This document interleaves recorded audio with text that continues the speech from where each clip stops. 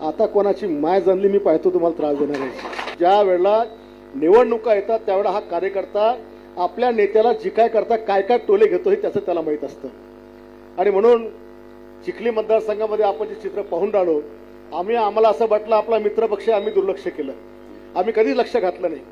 आता बाकी गोष्टी तर मी ज्यावेळेला तुमच्या मतदारसंघात भाषण होईल तेव्हा आता सगळ्यांना कळलंच मी काय बोलणार आहे। आज तो विषय मी काही बोलत नाही, कारण आपल्या भूमिकेकडे सगळ्यांचं लक्ष लागून त्या ठिकाणी राहिलेलं आहे। आणि छळ किती करायचा कार्यकर्त्यांचा, आता हा राहुल इतका छळ, म्हणजे आपला मनोज, म्हणजे मी त्या मतदारसंघात पाहिलं की इतका भयानक त्रास कार्यकर्त्यांना आहे।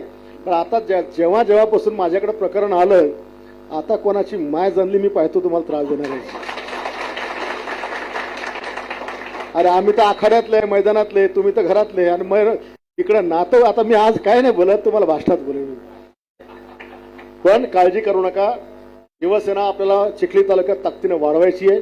पुढची लोकसभा कोण लढणार तिथं आपला सगळ्यांना माहिती आहे की आज तरी शिवसेनेचा खासदार त्या ठिकाणी आहे। पुढच्या विधानसभेचं काय होईल तेही चिंता तुम्ही आज करू नका, तुम्ही फक्त ताकद वाढवत चला। तुम्हाला सांभाळायची जबाबदारी आम्ही सगळे त्या ठिकाणी घेणार, कारण चिखली मतदारसंघ माझ्याकडे आहे। पक्ष म्हणून मी तुमच्या चिखली मतदारसंघाचा प्रमुख आहे, शिवसेना पक्षाचा, त्याच्यामुळे सगळ्यांना सांभाळण्याची माझी जबाबदारी असणार आहे।